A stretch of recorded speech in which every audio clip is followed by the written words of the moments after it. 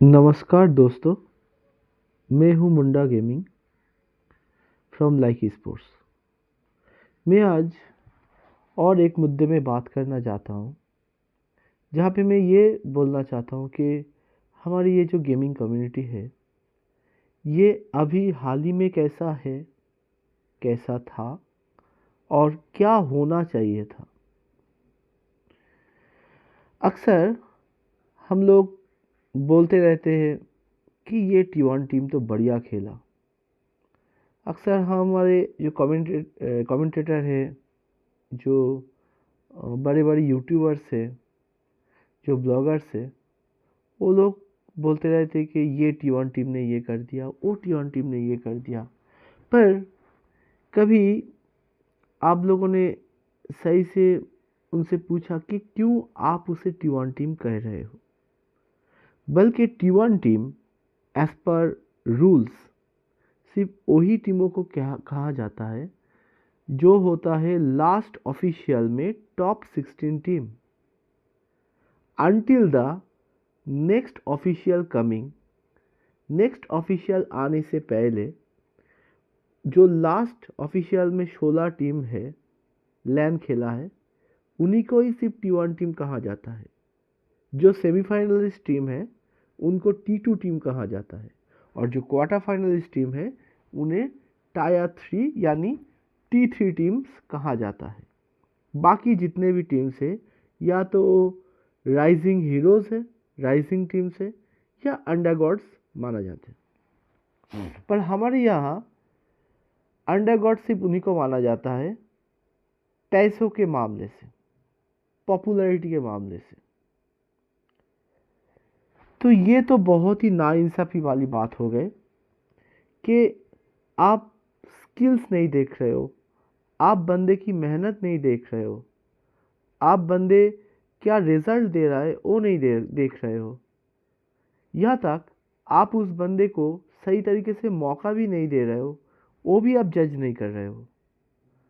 आप हर एक बड़े बड़े ऑर्क्स को थाली में परोस के स्लॉट देते हो, और अंडरगॉड्स के लिए क्या होता है, मारा मारी करो भाई, क्लासिक रैंक मैच पे 40 किल करो, आओ घुसो, और फिर पीओवी सही नहीं है तो बाहर निकल जाओ, ये सब करते हैं। तो और हैकर तो भाई क्या ही बोले, इसका मसला अभी तक कैप्टन सुलझा नहीं पाए। हालांकि पबजी मोबाइल ने सुलझा लिए बहुत हद से, पर हमारे कैप्टन तो भाई ग्लिचेस से भरा पड़ा है। अभी तक क्यों सुधर नहीं आ रहा है वो वही जाने। बहुत बड़े बड़े यूट्यूबर्स ने भी कहा, अंडरगॉड्स तो कहते, उनके बात उनके तक नहीं पहुंचते, उनके कानों तक नहीं पहुंचते। तो मैंने ये चीज़ कहीं यूट्यूबर से, कहीं कमेंटेटर से पूछा है कि आप उसे T1 टीम क्यों कहते हो, मुझे रीज़न बताओ। जब कोई एक बड़ा टीम, बड़ा नाम, किसी को भी मान लो, चाहे गॉडलाइक्स मान लो, चाहे सोल मान लो, चाहे RNTX मान लो, हाँ चाहे K9 मान लो, कोई भी एक बड़ा नाम, आप उसे क्यों T1 टीम बताओगे, किस बेसिस पे। वो लोगों का कहने का मतलब है हालांकि उसने हाल ही में परफॉर्मेंस नहीं दिए, पर ऐसा हो सकता है कि उसने प्रीवियस ने जो वर्क किया, प्रीवियस जो अचीवमेंट थे, उसके बेसिस पे हम उसे बताया जा रहा है T1 टीम्स। तो भाई मैं एक चीज़ बताऊं, सोल मॉर्टल ने 2020 ही होंगे शायद, 2020 पे या 2019 पे जीता था एक ट्रॉफी हमारे इंडिया के लिए। बहुत बड़ा अचीवमेंट है, सबसे पहले वही जीता था जो हमारे इंडियन गेमिंग कम्युनिटी के लिए एक फ्लरिश होने के लिए बजा था। इसलिए हम सब उसे रिस्पेक्ट करते हैं पूरे दिल से। बट 5 साल पहले की जो ट्रॉफी है उसके वजह से हम अभी भी उसको T1 टीम बताए। अब आप मुझे बोलोगे कि सोल ने तो बाद में ही बहुत सारे जीते, जी माना। अच्छा सोल को छोड़िए, दूसरे कोई टीम को बताइए। आप इधर बहुत से टीम से मैट किंग्स को मान लीजिए, आप इधर 8 बिट को मान लीजिए, भाई 8 बिट के पास कौन सा ट्रॉफी है, वो कितने बार ही लैन खेला है। हाँ, हर एक ऑफिशियल टूर्नामेंट अनऑफिशियल टूर्नामेंट पे तो उसे इनवाइटेड स्लॉट मिल जाता है, पता नहीं कैसे, पर लैन पहुंचते साल में एक बारी, ये एकदम हकीकत है। और जीतना तो छोड़ो, टॉप 3 भी नहीं आते, कभी पोडियम फिनिश भी नहीं करते। हम उसे बता देते ये T1 टीम है, क्यों, उसके पीछे जो स्पॉन्सर है वो बड़े और से आते हैं। अच्छा उसको छोड़ो, गॉड लाइक के पास कौन सा ट्रॉफी है, नहीं है। हाँ, हालांकि गॉड लाइक की जो लाइनअप है उसमें जो सारे नाम से हो हमारे कम्युनिटी में, जैसे क्रिकेट कम्युनिटी में सचिन होता है, ऐसे BGMI के लिए जोनाथन गेमिंग है, या नियो है, या जी गॉड को कहो, एडमिनो को कहो, स्पॉट को कहो, सब लोग उसे वही मानते हैं। मैं भी बहुत रिस्पेक्ट करता हूँ और मैं खुद भी उनका फ़ैन हूँ। तो फ़ैन होना अलग बात है, पर क्या उन्हें सही तरीके से T1 टीम बुलाया जा सकता है? गॉड लाइक पिछले साल जो परफॉर्म किया उसी के बेसिस पे हाँ उसे बुलाया जा सकता है, पर सारे टीमों को तो T1 टीम नहीं बुलाया जा सकता ना। यहाँ लगभग सारे टीमों को T1 टीम बुलाना स्टार्ट कर देते, क्योंकि वहाँ पे ऐसे कोई बंदा परफॉर्म करते हैं जो पिछले कोई टूर्नामेंट पे कोई ट्रॉफी उठाया या टॉप 3 फिनिश किया है। अरे भाई, तो वो T1 प्लेयर हुआ ना, T1 टीम क्यों हुआ, क्यों बोल रहे हो? T1 प्लेयर और T1 टीम में फ़र्क होता है। अगर कोई T1 प्लेयर कोई अंडरगॉड्स टीम ज्वाइन कर गया है, तो क्या वो अंडरगॉड्स टीम अभी T1 टीम बन गए? ये तो नहीं होता ना। टीम अलग है, प्लेयर अलग है, प्लेयर्स के अचीवमेंट अलग है, टीम के अचीवमेंट अलग है। प्लेयर्स के अचीवमेंट के बेसिस पे तुम ऑर्ग या टीम को T1 बना दोगे, तो ये तो दरअसल नाइंसाफी या गलत बात हो गई। मैं ये मुद्दा बहुत बार रख चुका हूँ कि क्यों उन्हें आप T1 टीम बताओगे और क्यों हमें अंडर गॉड्स बता रहे हो, जबकि उनके पास मौका आते हैं और अंडर गॉड्स के पास मौका भी नहीं रहता, फिर भी अंडर गॉड्स प्रूव करते। आज आप बता दो राइवलरी NRI राइवलरी को, उसे कोई T1 टीम नहीं कहता, फिर भी वो लोग BGS पे टॉप 5 फिनिश किए थे। BMPS में उसे कोई T1 टीम नहीं बता रहा था। यहाँ तक कितने बार FS क्वालिफाई किए, कितने बार जेनेक्स FM क्वालिफाई किए, उन्हें कोई T1 टीम नहीं कहता। जक्स अच्छे खेले, उन्हें कोई T1 टीम नहीं कहता, सेमी T1 भी नहीं कहता।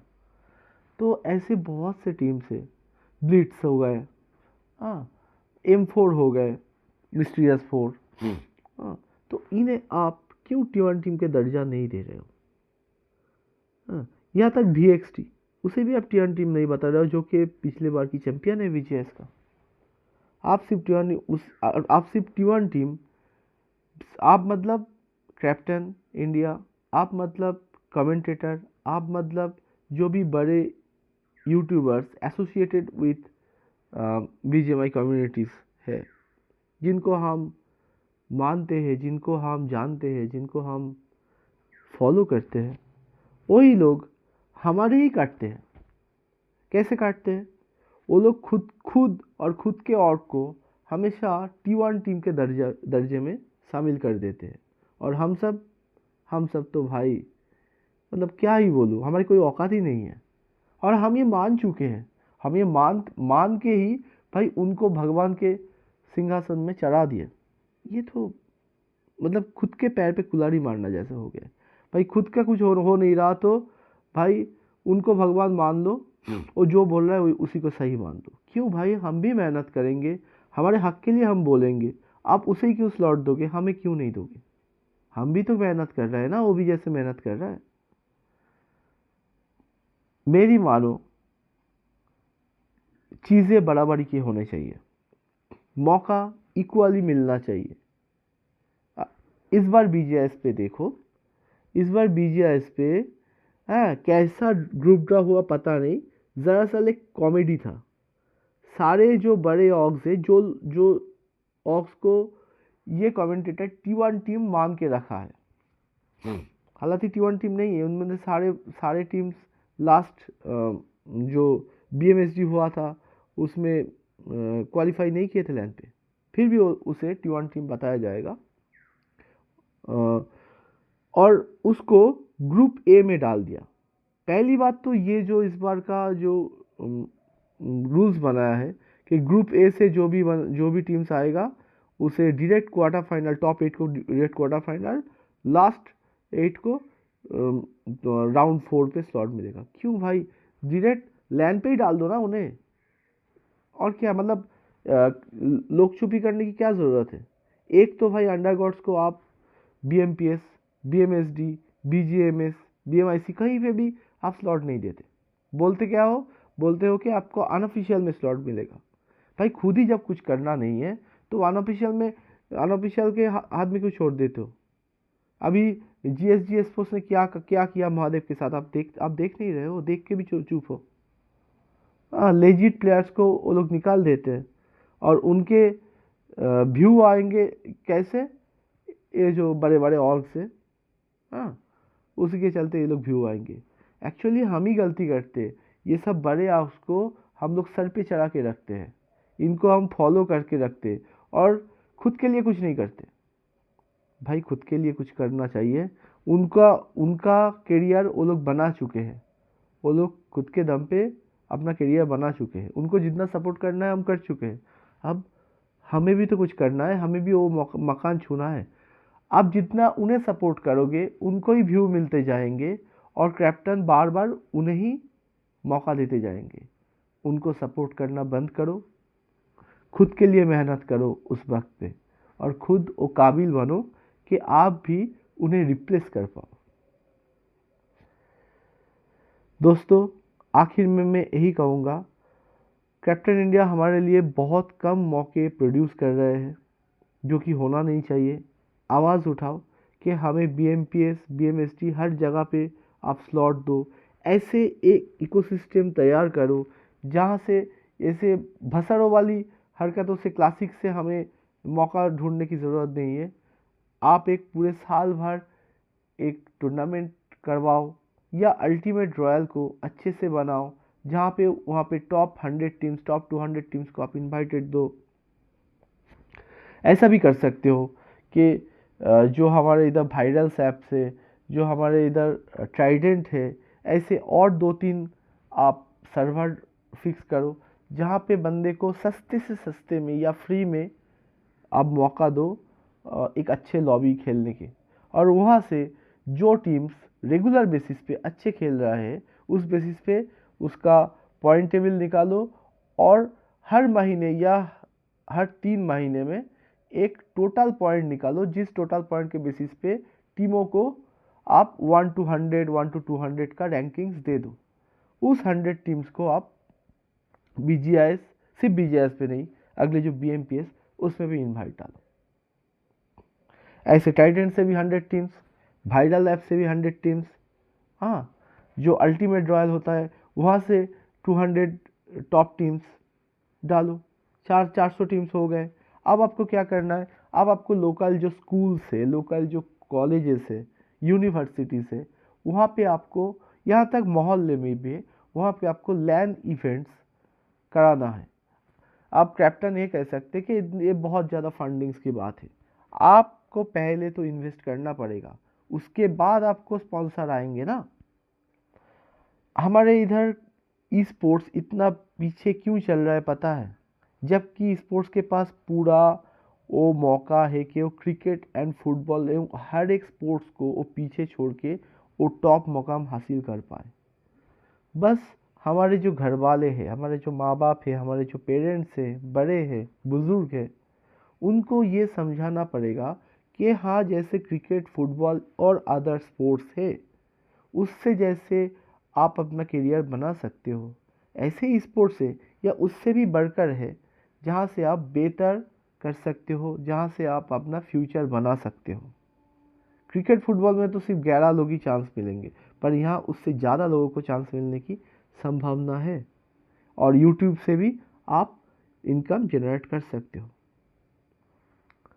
तो ये आप तभी बता पाओगे ना जब मोहल्ले मोहल्ले, जब हर गांव पे, जब हर शहर में आप एक लैन इवेंट ऑर्गेनाइज करोगे ऑफिशियल वाला, जिसमें अच्छा खासा प्राइज पूल होगा, वहाँ से जो टॉप टीम्स निकल के आएंगे, मोहल्ले से जो डिस्ट्रिक्ट होगा, डिस्ट्रिक्ट सब शहर से टॉप 3 टीम्स को अप्लाई, फिर जो डिस्ट्रिक्ट में एक टूर्नामेंट ऑर्गेनाइज किया, वहाँ से जो टॉप 3 आए, उस हर एक डिस्ट्रिक्ट से टॉप 3 को लेके आप एक स्टेट पे आप एक टूर्नामेंट ऑर्गेनाइज किए, फिर हर एक स्टेट से टॉप 5 या टॉप 6 टीम को लेके एक रीजनल टूर्नामेंट ऑर्गेनाइज किया, फिर रीजन से आप नेशनल टूर्नामेंट ऑर्गेनाइज कीजिए। अब वहाँ से आप रैंकिंग के हिसाब से आप 100 या 200 टॉप 200 या टॉप 300 टीम्स को आप इनवाइट दीजिए।